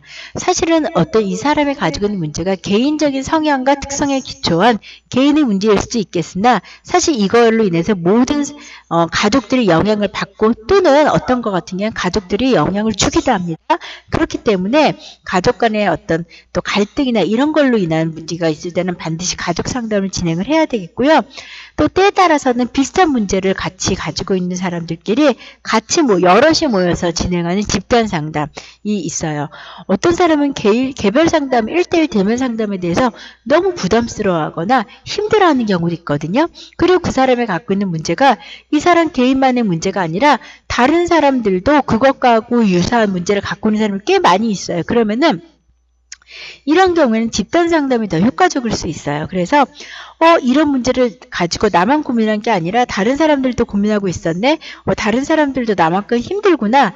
이렇게 다른 집단 구성원들, 자신과 비슷한 문제를 가지고 있는 집단 구성원들을 보는 것으로 굉장히 큰 위안이 되고 또 내가 이거를 갖다 잘 극복해 나가야지 하는 데 있어서도 굉장히 많은 도움을 받을 수가 있습니다. 집단 상담 뒤에서 더 자세히 설명하겠고요. 그리고 사회복지 상담을 종결할 때 어떻게 해야 될지 그리고 또한 상담에 대한 슈퍼비전에 대한 부분 이렇게 내용이 준비가 되어 있습니다. 자, 초기 면접 부분입니다. 자, 우리가 상담 접수는 개입 단계 시작이에요. 그래서 기관과 클라이언트의 계약을 의미하는 거죠. 그런데 이 접수 과정에서 클라이언트가 원하는 욕구와 기관에서 제공되고 있는 서비스 내용이 맞지 않으면은 여기는 장애인복지기관이라서 이런 서비스 제공 안 하는데요. 저희 말고 인근 종합사회복지관에서 이런 프로그램을 하고 있으니까 제가 이쪽 기관에 의뢰해 드릴게요. 이렇게 다른 기관으로 의뢰해 드릴 수가 있단 말이죠. 그래서 여기서 이 상담 접수를 통해서 이 사람이 여기에 서비스가 제공될 수 있는 대상인가를 파악하시고 만약에 이 사람이 원하는 서비스가 여기 없다면 다른 곳에 연계하는 그런 걸 해야 되겠고 그 다음 접수 과정에서 되게 중요한 거는 클라이언트의 특성과 파악을 하는 겁니다. 사실은 이 부분이 굉장히 중요한 부분입니다. 자, 그래서 우리는 이제 좀 경험이 많은 사회복지사들 같은 경우는 저 같은 경우도 상담 업무를 직접 했었었는데 이 클라이언트를 보면 이 사람이 어떤 성향을 가지고 있고 이 사람은 이런 식으로 대해줘야 되겠구나 이런 사람들이 이런 것들을 더 선호하겠구나 이런 것들에 대해서 알아야 돼요. 자, 그래서 클라이언트의 특성과 상황을 파악해서 우리는 이 세상에 똑같은 사람은 아무도 없어요. 그렇기 때문에 케이스 바이 케이스로 그 사람의 특성에 맞춰서 개별화된 맞춤형 서비스를 제공해야 됩니다. 자, 그래서 이 클라이언트의 어떤 개인적인 특성과 또 이 사람이 가지고 있는 문제가 뭔지 알아야 되겠고요. 욕구가 뭔지, 그리고 이 사람이 가지고 있는 강점은 뭐네, 자원은 뭘 갖고 있지, 그리고 이런 일들이 이 사람들이 여기에 대해서 어떻게 대처하지, 이런 것들에 대한 파악을 하셔야 되겠고요. 그 밖에도 이 사람이 남성인지 여성인지 연령, 종교, 또 교육적인 수준, 그 다음에 이 사람 성 정체성, 그 다음에 장애가 있는지 없는지 유무, 사회적 지위, 문제의 효용 등 어떤 다양한 것들에 대한 정보를 수집하되 거기에 대해서 이 사람은 소수성애자 뭐 이런 식으로 어떤 선입견이라든가 고정관념을 대하지 않아야 됩니다. 사회복지사는 있는 그대로의 그냥 상황을 수용해야 되겠고 자, 여기에서 바로 이 사회복지사의 감수성이 요구되는 것이죠. 다른 사람들하고 똑같은 시선으로 문제를 볼 것이 아니라 굉장히 중립적인 시선으로 이 사람의 어떤 가지고 있는 것들을 갖다가 있는 그대로 태어나는 자세를 가지고 있어야 되겠고요. 자, 우리가 상담할 때는요, 여러분들처럼 처음 상담하실 때는 상담을 이렇게 구조화시켜야 돼요. 내가 이 상담을 어떻게 진행할 할 것인가에 대해서 미리 사전에 철저한 계획을 만들어 놓고 하는 것이 중요하다는 뜻입니다. 따라서 뭔가 우리가 이 상담을 하는 이유가 뭐지? 하는 어떤 맥락에 대한 이해가 있어야 되겠고, 거기에 맞게끔 세팅을 해야 돼요. 그리고 또 필요하면은 이제 서비스 시작할 때 뭘 해야 돼요? 반드시 계약해야 돼요. 예를 들어 개인 상담을 하기로 했어요. 그랬는데 자, 개인 상담은 일주일에 매주 화요일 몇 시부터 몇 시까지 어디에서 나하고 할 겁니다. 그런데 만약에 이런 개별 상담을 3주 연속 미리 사전에 이야기하지 않고 무단으로 빠질 때는 이런 상담이나 이런 것들은 종결될 겁니다. 그리고 한번 종결되면 이런 서비스를 당신은 당분간 이용할 수 없고 이런 것들에 대한 어떤 계약을 명확하게 하는 게 좋고요. 특히 자살 위험이 높거나 우울감이 높은 사람들 같은 경우에는요, 이 계약서에서도 또 그런 부분을 사실 밝혀요. 내가 상담받고 있는 동안은 절대로 자살 시도나 이런 것들 하지 않겠다. 이런 것들 계약서에서도 쓰기도 해요. 그 다음 목적과 방향성을 어디로 잡을 것인가? 그리고 여기서 상담자의 역할은 뭐고 피상담자의 역할은 뭐고 이걸 다 미리 정해 놓는 거예요. 자, 우리 사회복지 상담은요, 어떤 심리학에서 하는 상담하고는 조금 구분하셔야 되는 게, 심리학적인 상담은 개인의 그 내면으로 깊이 저 동굴 안으로 더 들어가는 거예요. 하지만 우리 사회복지 상담은요, 그렇기 때문에 어떤 의식의 흐름을 따라서 이렇게 깊이 간단 말이에요. 그런데 사회복지 상담은요, 굉장히, 구조적인 조건이고, 뭔가를 작성하기 위한 효율적인 상담이어야 돼요. 뭔가를 이끌어내 이 정해진 시간에 우리는 어디부터 어디까지를 이끌어내 정보를 수집해야 되는 효율적인 상담이어야 돼요. 그래서 사회복지 상담 시트는 어떻게 돼요? 상담 기록은 기록지 같은 경우에는요. 자, 여기에 뭐 쓰고 뭘 써야 될지 내용이 쫙 일목요연하게 정리가 돼 있어요. 그래서 상담하면서 당연히 알아야 될 정보나 이런 것들을 놓침이 없이 좀 빠짐없이 이렇게 기록해낼 수 있게끔 다 미리 만들어 놔요. 이게 바로 구조화란 말이에요. 이런 것들 해놓는 것이 굉장히 중요하고요.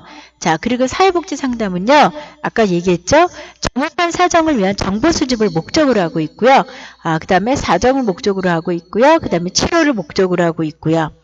자, 그래서 우리가 제가 좀 이따가 실제 인테그 시트를 보면서 알려드릴게요. 자, 상담 내역의 기록에서 보시면요. 보치 상담 기록을 어디 쓰는 거 아니? 클라이언트의 요구가 뭔가를 확인을 하고요. 또 이에 따른 적합한 서비스 계획을 세우고요. 자, 그 다음 제공된 서비스의 평가 및 수정에도 중요한 자료가 되겠고요. 자, 내가 상담한 그 클라이언트에 대한 정보를 나만 보는 게 아니라 다른 치료진들도 볼 수 있어요. 예를 들어서 같은 복지기관에는 언어치료사나 심리치료사가 볼 수도 있겠고요. 아니면 직업재활사가 볼 수도 있겠고, 아니면은 병원 세팅이라면은 이거를 의사나 아니면 간호사나 임상심리치료사라든가 다른 사람들 간에도 볼 수가 있기 때문에 굉장히 이 상담 기록이라는 것은 명확하면서도 또 어떤 전문가 간의 의사소통을 명확하기 위한 도구로서 활용이 돼야 됩니다. 자, 그래서 기록 정보 공유를 통해서 어떻게 해요? 서비스 질 향상에 도움을 줄 수 있는 것이죠. 왜냐하면은 우리가 이런 상담이나 이런 거는 뭐 혼자 진행하는 경우도 있지만 여기에 대해서 서로 팀 어프로치, 팀 접근을 통해서 굉장히 다각적으로 접근할 수 있게끔 함으로써 인간이라는 게 부분으로만 구성되는 게 아니잖아요. 인간은 다양한 요구를 가지고 있고 부분이 모여진 전체이기 때문에 이렇게 좀 통합적인 서비스 제공을 통해서 서비스 질 향상에 도움을 주겠고, 서비스 제공 과정을 점검할 수가 있겠고요. 또 상담 기록이 있어야지 어떤 이 관리자의 슈퍼비전이라든가 자문, 동료의 검토 이런 걸 원활하게 할 수가 있겠죠. 또한 기관의 행정적인 과업을 위해서도 필요하고 연구조사를 위한 자료로 또 활용이 되겠습니다. 자, 그래서 상담 기록의 유형을 보시면요. 과정을 기록하는 거예요. 자, 오늘 몇 월 며칠 누구하고 만나서 어떻게 내용을 했고, 그래서 상담 과정과 내용을 세밀하게 기록하는 방법이 있고요. 요약 기록 방법이 있어요. 요약 기록은 중요한 사실만 요점 정리만 포인트로 하는 거예요. 사회복지기관에서 주로 사용하는 방법인데요. 또 이것도 너무 요약을 해도 안 되고 여기는 의미 있는 내용은 반드시 다 들어가 있어야 돼요. 한 3시간 상담 했는데 한 대여섯 줄밖에 안 나면 안 되겠죠. 그 다음 문제중심 기록. 자, 클라이언트의 기본적인 정보, 나이, 성별, 연령, 결혼 유무, 문제 목록, 목표와 계획을 세우고 또 여기에 대한 진행 사항들을 기록해야 되겠습니다. 자, 그리고 사회복지 상담 기록 관리에서 되게 중요한 것 중에 하나가 비밀 보장 및 개인정보 보호입니다. 따라서 요즘엔 사회복지 현장에서요, 어떤 A라는 클라이언트의 정보를 그 기관에 있는 다른 직원들이 다 볼 수 있는 게 아니라 그 사람의 어떤 치료나 서비스하고 연관되어 있는 사람들만 관련된 자료를 볼 수 있게끔 돼 있고요. 또 공유 폴더 같은 데에도 반드시 비밀번호 걸어놓고요. 거기에 접근 권한을 가지고 있는 사람을 미리 정해놓기도 하고요. 이런 식으로 하고 있고, 또 주민번호 뒷자리나 이런 건 다 싹 지우고요. 이렇게 개인정보를 보호하기 위한 노력들 많이 하고 있습니다. 그리고 이 내용에 대해서도 철저하게 비밀을 붙이고 있죠. 이 비밀 보장이라는 건요, 사회복지 실천에서 가장 기본 원칙이자 윤리적인 의미이기도 합니다. 우리가 이런 것들이 잘 지켜지지 않는다면은 사회복지 기관에 와서 서비스를 받겠다고 할 수는 없겠죠. 그죠? 자, 그런데 우리가 개인정보를 굉장히 사생활이기 때문에 보호를 해줘야 되는데, 이런 개인정보 보호를 해주지 않아도 되는 그런 상황이 생길 수도 있어요. 예를 들자면은 무조건 개인정보 보호를 해줄 것이 아니라 또 경우에 따라서는 개인정보 보호보다 더 중요하고 시급한 사항이 있어서 개인정보 보호라는 어떤 이 윤리 원칙을 깨야 될 때가 있어요.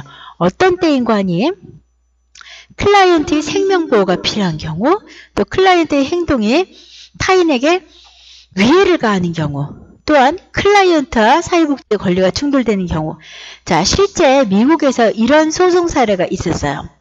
자, 상담을 받고 있는 대상자가 있었는데 이 사람이 이제 딱 그런 거예요. 이 상담을 해주는 사람에게 와서 저는 저에게 이렇게 마음의 상처를 주고 간 애인을 죽여버려야겠어요.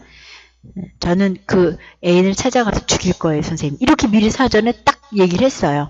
그랬는데 여기에 대해서 이 얘기를 들은 상담자가 여기에 대해서 뭔가 조치를 취하지 않았단 말이에요. 설마 그러겠어? 아, 그게 죽이고 싶을 만큼 밉다는 얘기겠지? 이렇게 생각하고 조치를 취하지 않았어요.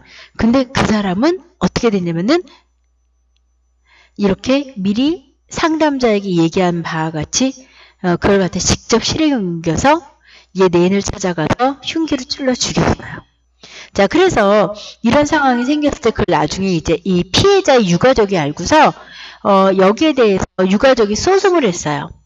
이러한 상황을 상담자는 상담을 통해서 미리 알고 있었고 사전에 이거는 충분히 막을 수 있는 상황이었다. 그러니까 여기에 대해서 피해 보상을 해라. 뭐 이런 식으로 이렇게 소송을 직접 걸었어요. 미국에서 실제 있었던 소송이고요. 자, 이럴 때에는 우리가 클라이언트 여기서 말하면 상담받고 있는 피상담자의 어떤 옛 애인의 어떤 생명보호가 필요할 수가 있잖아요. 타인에게 위해를 가할 가능성이 있기 때문에 그래서 이런 경우에는 미리 경찰에 얘기해서 그 옛 애인에 대한 어떤 신변 보호라든가 이런 걸 하고 미리 사전에 알려주어서 이렇게 이런 위험이 있을 수 있으니 사전에 이런 것들을 좀 조심하게끔 안내를 하고 이런 것들에 대해서 미리 대비를 했다면 정말 비극적인 사건이 안 생겼을 수도 있겠죠. 따라서 개인정보 보호의 가치가 굉장히 중요한 윤리적 의무이긴 하지만은 우리가 전에 이제 수업 시간에 한번 얘기했던 바와 같이 이것이 개인의 생명보다 더 중요하진 않거든요.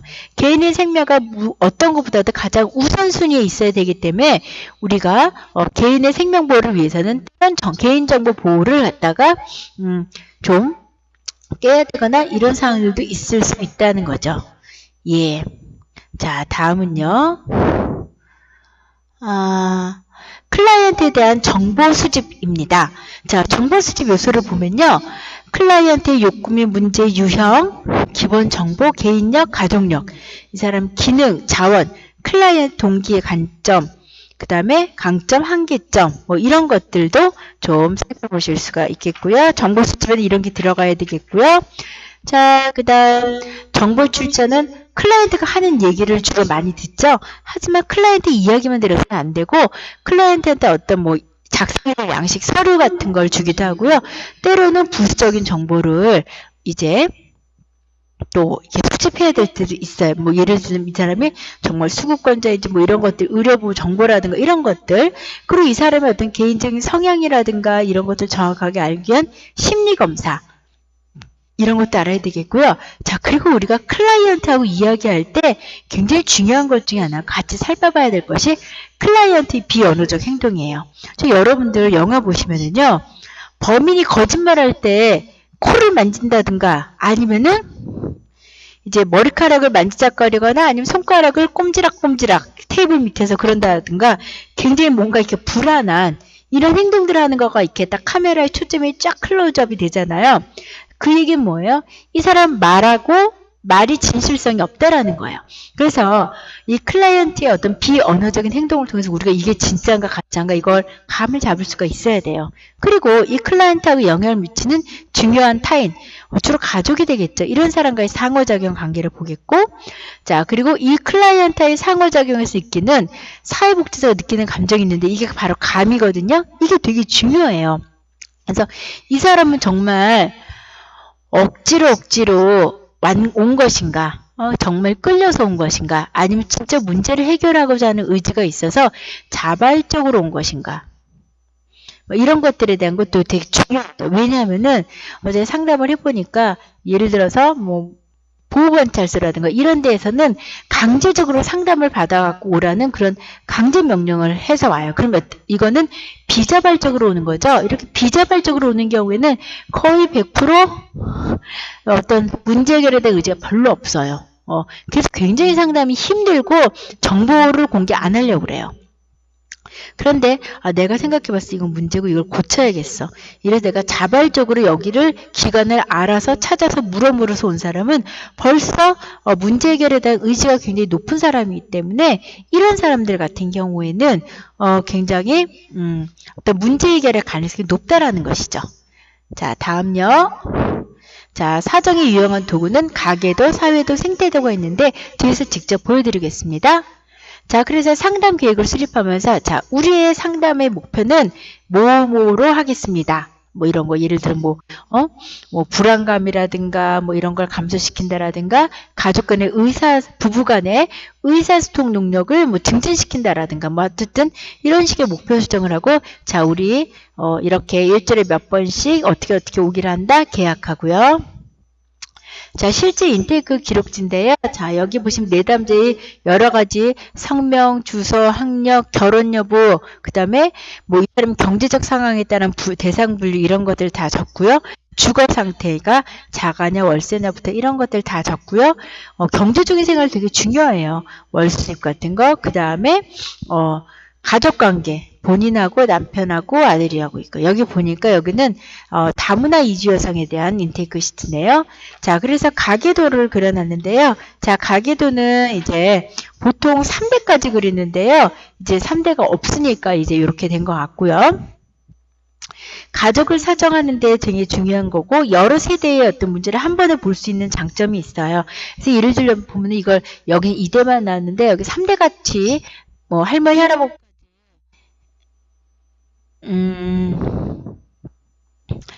그런 경우가 있는데요. 여기 보시면은,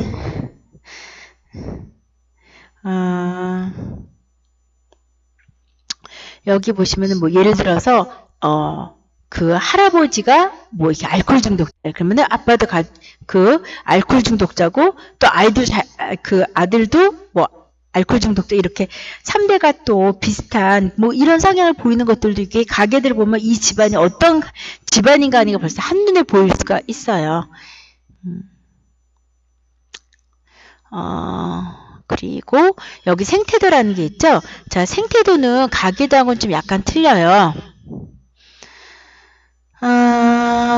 보시면은 여기 보시면은 가족뿐만이 아니라 이 사람을 둘러싸고 있는 다양한 그런 어떤 그 내용들이 들어가 있거든요. 뭐 예를 들자면은, 자, 이 사람하고 이 클라이언트가 이제 다문화 이주 여성인데요. 이 사람 같은 이제 다문화 가족 지원 센터하고의 한국어 교실하고 연관을 가지고 있고, 이 사람 필리핀 사람들 필리핀 친구들도 자원으로 가지고 있고, 또 그리고 이 사람의 아이가 언어 발달이 늦어요. 그래서 다문화 센터의 언어 발달 수업 뭐 이런 거 하는 데하고 연관돼 있고, 시어머니하고는 또 이게 경제적 지원을 받고 있고, 남편하고 관계가 굉장히 안 좋아요. 남편이 PC방에 게임 중독 상태로 돼 있고요. 자, 그래서 여기 보시면 간략하게만 설명드릴게요. 필리핀 결혼 이주 여성인데 보면은 여기서 보시면 시어머니하고 이제 남편이 있는데, 남편이 맨날 이제 그 게임만 하고 이러는 거예요. 일은 안 하고. 게임 중독이에요. 그래서 이걸 고치려고 남편의 형제들, 즉 시아버지가 노력도 했지만은 거의 이제 뭐 회유되고 일자리도 마련해 주지만 안 돼서 지금은 가족 모두 포기했고요. 그래서 남편이 게임 중독으로 재산도 다 탕진했고, 이제는 갖고 있는 게 이제 시어머니가 경제적으로 도움을 줘서 거주하고 있고, 또 시어머니는 이 남편이 이전에 뭐 식당에서 숯불 피우는 일을 해서 수입이 있었지만 지금은 게임 중독 때문에 게임하느라고 일을 안 하고 무직 상태이고, 가끔씩 알바도 이걸 갖고 생활비 하는 게 아니라 PC방 게임비를 쓰고 있고, 그리고 이 클라이언트 같은 경우에는 이제 필리핀 이주 여성인데 경제활동을 하기 위해서 뭐 산후도우미, 양말부장 시다 뭐 이런 일들 했지만은 아이를 돌볼 사람이 없잖아요. 그래서 1개월 이상 못 다니고 있고, 아이는 이제 경제적으로 어려우니까 국가 지원으로 무료로 다니고 있고, 근데 지금 클라이언트가 문제가 생겼어요. 건강적으로 자궁근종 질환이 생겼고, 그리고 이 여성의 아이 같은 경우에 언어 발달이 늦어서 언어 발달 치료를 지금 받고 있고요. 그리고 한국 국적은 뭐 2018년도 4월에 이렇게 뭐 취득을 했는데, 한국 교실에 다니고 있지만은 사실은 지금 거의 지속적으로 취업을 다녀야 되는데 집안 형편이 이러니까 그러지 못하고 있고, 집에서도 거의 이제 가족관계의 관계는 시어머니 말고는 별로 관계가 없고, 뭐 필리핀 친구들과의 교류가 전부이고, 집 안에서만 생활하고 사회적 관계 전혀 없어요. 그래서 이 사람 같은 경우는 지금 클라이언트의 문제면 욕구, 주호서 내용이 뭔지 이거 되게 기록하는 게 중요한데요. 클라이언트 남편이 게임 중독 문제와 경제활동을 하지 않는 거, 이게 지금 제일 큰 문제잖아요. 그죠? 그리고 이런 문제, 지금 현재 이제 경제활동에 시어머니가 다른 가족들로부터 해서 이렇게 용돈 받는 걸 이 집에 쏟아붓는 거예요. 그래서 시어머니 지원 없이는 생활 자체가 어렵고. 그래서, 근데 중요한 거는 그럼 이제 이 클라이언트의 어떤 경제적 자립을 위한 뭐 직업 훈련이라든가 취업에 대한 욕구 이런 걸 표현을 했고요. 또 아이들에 관련된 학습 지도라든가 이런 거 필요하고 또 아이가 특히 언어가 늦다 보니까 또 언어 치료에 대한 욕구도 있고 또 동화책 읽어주는 자원봉사자가 필요하다고 했어요. 왜냐하면은 내가 지금 발음이 아직 한국어 발음 정확하지 않으니까 이런 거를 잘 해줄 수 있는 봉사자를 받고 싶다는 얘기 했고요. 자, 그래서 제가 요 인테이크 시트 사례는요. 그 다문화를 했고요. 자, 요거는 사정도구 틀인데요. 이건 주로 이제 그 사정을 할 때도 그냥 하는 것이 아니라 배점 기준을 가지고 좀 객관적으로 하고 있어요. 그래서 수입에 대한 거, 지출에 대한 거, 주거 형태, 부채, 법정 기준, 그 다음에 장애 영무, 질병 정도, 일상생활 수행 능력. 그래서 매 거동이 불가하면 10점, 뭐 이런 식으로. 그다음 심리 정서 상태, 사회적 상태, 사회적 관계만. 아까는 이제 비공식 지원책에 거의 별로 없는 상황이었죠. 그 다음에 생활 상태 이런 걸 해갖고 점수가 이게 높으면 높을수록 집중 관리해야 될 사례 관리 대상자가 되는 거예요. 그래서 1차 대상자냐, 집중형이냐, 일반 사례 관리냐, 단순 사례 관리냐 이걸 점수에 따라서 이렇게 체크리스트를 만들기도 합니다. 자, 개인 상담은요, 이제 거의 다 왔어요. 조금만 참으세요. 개인 상담은 개인의 내적 변화에 개입하는 거예요. 그래서 인지적인 영역의 변화, 정서적 영역의 변화, 행동적 이걸 통해서 이제 행동적 영역의 변화가 오는 거죠. 처음에 이제 인지적으로 내 행동의 문제가 뭔가를 알고 이거에 따라서 마음, 정서가 바뀌고 정서가 바뀌어야지 이제 행동이 바뀐다는 거예요. 자, 그래서 대인관계를 변화시키고자 하는 대인관계 변화 개입에는 가장 많이 하고 또 가장 효과적인 것 중에 하나가 의사소통 기술입니다. 우리가 마음은 그렇지 않은데 이 의사소통 기술이 서툴려서 부부간에도 아니면 자녀간에도 갈등을 일으키는 경우가 많이 있죠. 따라서 이 언어라든가 감정 같은 표현 방식이 사람마다 되게 다르기 때문에 오해도 생긴단 말이에요. 그래서 근데 우리가 이야기를 듣다 보면 이 사람 매사 좀 꼬아서 상대방이 좀 기분 나쁘게끔 의사소통을 한다라든가 이런 것들이 보이거든요. 그러면 이 사람의 의사소통 방법을 보다 부정적인 거에서 긍정적으로 이렇게 바꿀 수 있도록 도와야 되겠죠. 그 다음에 언어적 소통 기술에는 언어적인 의사소통과 비언어적 의사소통이 있는데 언어적인 것은 당신의 감정은 지금 이렇군요. 뭐 이런 것들에 대해 이렇게 반응해 주는 거고요. 비언어적 의사소통은 나 당신 말 되게 잘 듣고 있거든요. 눈을 맞추면서 깜빡깜빡 해주는 거. 이런 억양이나 이런 것들도 있습니다. 자, 근데 우리가 사실은 언어적 의사소통도 중요하지만 여기서 따뜻한 눈빛으로 바라봐주는 거라든가 이 비언어적 의사소통을 굉장히 잘 하셔야 돼요. 그 다음 개인 환경의 변화 개입은 이 클라이언트가 속하고 있는 사회적, 물리적 환경, 아까 생태도 보셨죠? 그러한 사회적, 물리적 환경을 증진시키고자 지역사회 자원을 연계하는 것이죠. 아까 인테이크 시트에서 나왔던 케이스 같은 경우에는 그건 지역사회 자원봉사자를 이제 개발해서 연계해 주는 거라든가 이런 걸 해야 되겠죠. 그리고 환경적 개입은 다른 개입 활동과 병행해서 통합적으로 이루어져 효과적이고요. 그다음 가족 상담입니다. 가족에서 상담할 때 되게 중요한 거는 가족 구성원들의 관계라든가 또 외부 환경 간의 관계 중요하고요. 가족의 구조, 기능, 하위체계, 규칙, 결손, 의사소통. 말하자면 이 가족관계에서 권력관계 누가 제일 힘이 세고 또 누가 가장 영향력이 있고 뭐 이런 것들 또 누가 가족 안에서도 누구하고 친하고 이런 것들을 다 보셔야 되겠고요. 외부 환경에 대해서 사정할 때는 사회적, 물리적, 환경적인 자원과 이 자원과의 교류, 즉 여기서 아까 보면은 다문화센터가 얼마나 밀접한 교류를 하고 있는지, 친구들하고 얼마나 밀접한 교류를 하고 있는지 이런 것들을 확인할 수 있고요. 아까 전에 우리가 사정 단계에서 가계도하고 생태들을 통해서 바로 이런 내용들을 확인할 수가 있었죠. 자, 그래서 가족 문제의 변화를 개입하기 위해서는 다양한 여기에 나와 있는 것과 같이 다양한 가족 치료 방법들을 활용합니다. 주로 보행과 미누칠, 사티어, 뭐 아니면 해결 중심적 단기 가족 치료 이런 것들을 많이 쓰고 있다는 건 참고로 알고 계시고요. 자, 그리고 가족 개입은요. 가족의 문제 한 면, 또 한 사람이 된 것이 아니라 가족을 둘러싸고 있는 굉장히 이 문제가 굉장히 오랫동안 지속돼 왔던 것들이 많기 때문에 다양하고 다차원적인 책을 통해서 총합적으로 봐야 돼요. 한 사람의 입장뿐만 아니라 여러 사람의 입장에서 다각적으로 봐야 된다는 거고요. 집단 상담입니다. 집단 상담은 먼저 운영 계획부터 짜야 되겠죠? 집단 상담의 목표라든가 평가를 먼저 계획을 하고 이제 회기별로 1회기 뭐 하지, 2회기 뭐 하지 계획하고요. 예산도 짜야 되겠고요. 그래서 집단 상담을 하기 위해서 뭐래요? 이제 사전에 준비를 해야 되겠죠? 자, 그래서 개입 방법, 집단 개입 방법은요. 지지 집단, 성장 집단, 치료 집단이 있는데요.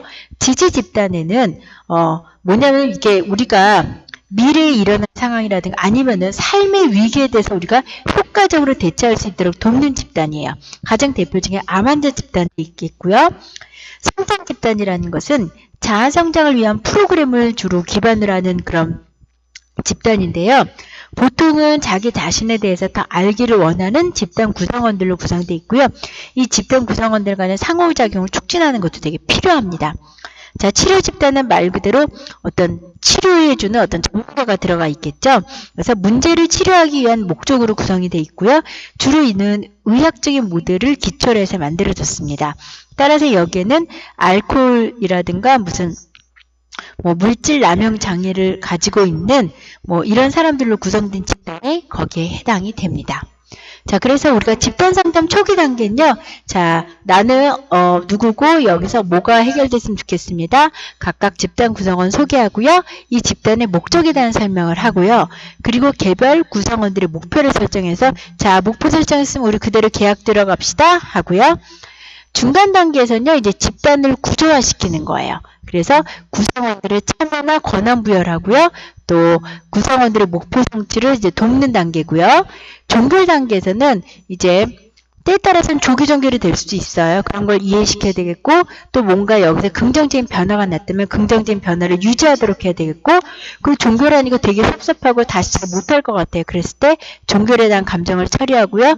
또한 어떤 사람들 같은 경우 멀리 이사 가게 돼서 서비스를 못하고 이제 계속 못하고 부득이하게 종결하게 됐어요. 이럴 땐 어떻게 해야 돼요? 또 다른 기관에 의뢰를 해야 되겠죠. 이런 부분들이 있습니다. 그 다음 상담 평가 결과에는 질적 평가하고 양적 평가 있는데 양적 평가라는 건 수치로 하는 거고 질적 평가는 주로 귀납법이죠. 뭔가 이렇게 앞부분에 다 인터뷰나 이런 걸 진행하고 나서 끝에 가서 정리하는 거였고요. 총괄 평가는 뭐예요? 프로그램 종료 후에 실시하는 거. 형상 평가는 중간중간 점검 평가하는 거. 그 다음 실적 평가과 프로그램 평가가 있고요. 그 다음 평가 도구에는 개별화된 척도, 표준화 척도, 목표 달성 척도 이런 게 있고 단일 사례 생긴 한 사람에 의해서 한 케이스에 대해서 사전 사후로 보는 것들이 있습니다. 자, 다음 상담 목표를 재달성해야 될 때가 있어요. 이때는 이제 주로 이제 종결 단계에서는요, 개입의 효과성도 보고요, 또 클라이언트가 함께 설정했던 목표를 어느 정도 달성했는지 검증해야 되겠고요. 이 목표 달성이 잘 됐으면 다행이지만 그렇지 않다면 재개입을 하던가 아니면은 또 다른 기관에 의뢰해야 되는 필요성이 있고요. 그리고 개입이 종결되더라도 여기서 좋은 변화가 성취됐을 거 아니에요. 이게 계속적으로 유지될 수 있도록 해야 되겠고 이렇게 하려면은 지속적인 점검을 해줘야 된다라는 얘기입니다. 다음 사례 의뢰는요.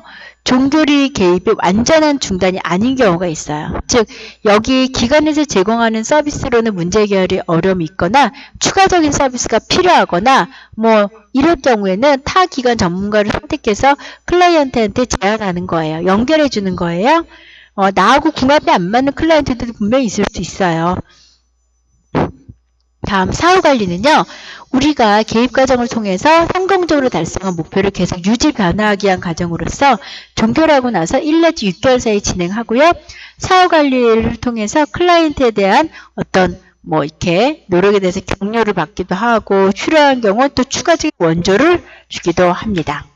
다음 자, 사회복지 상담 슈퍼비전에서는 이제 타 전문가들하고 함께 일도 해보면서 또 거기에 대한 다양한 의견, 시각을 받을 수 있고요.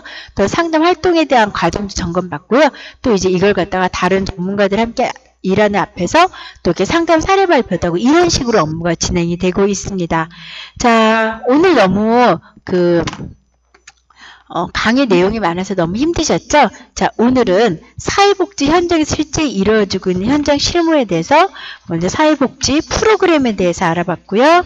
자, 그 다음에 실제 사회복지 시설에서 제공되고 있는 서비스, 우리가 일상생활 기능 지원을 갖다가 NCS 기반으로 해서 이렇게 하나하나 일목요연하게 쪼개서 보는 걸로 한번 알아봤었고요. 그 다음에 우리가 사회복지 쪽에서 굉장히 많이 필요하지만 실질적으로 제대로 좀 교육받지 못하고 투입되는 경우가 많은 것이 바로 상담이라고 그랬죠. 그래서 사회복지 상담을 실무라고 해서 처음부터 끝까지 했어요. 자, 사회복지 상담의 초기 면접에 대해서 알아봤고, 또 사회복지 상담 레코딩하는 거를 실제 레코딩했었던 거 그 샘플을 가지고 보면서 우리가 진행을 했었었죠. 그 다음 사회복지 상담의 사정, 또 필요한 의미 있는 정보를 수집하는 단계라고 그랬죠. 자, 그리고 상담을 할 때도 개인 상담을 어떻게 해야 될지, 가족 상담을 어떻게 해야 될지, 집단 상담을 어떻게 해야 될지 그런 것들 알아봤고요. 그리고 집단 상담할 때는 또 집단 상담의 단계별로 또 알아보도록 하였었죠. 자, 그래서 집단 상담할 때는 우리가 초기 단계, 중기 단계, 종결 단계가 있는데 각각의 단계별로 어떠한 과업들이 이루어져야 되는지 살펴보았습니다. 그리고 사회복지가 단순히 남의 이야기를 들어주는 것이 아니라 이번 시간을 통해서 사회복지사는 전문가이고 이 사회복지사가 어떤 전문성을 발휘하기 위해서 어떠한 그 어떤 근거 틀을 가지고 이런 것들을 진행해 나가는지에 대해서 알아보는 시간을 가져봤습니다.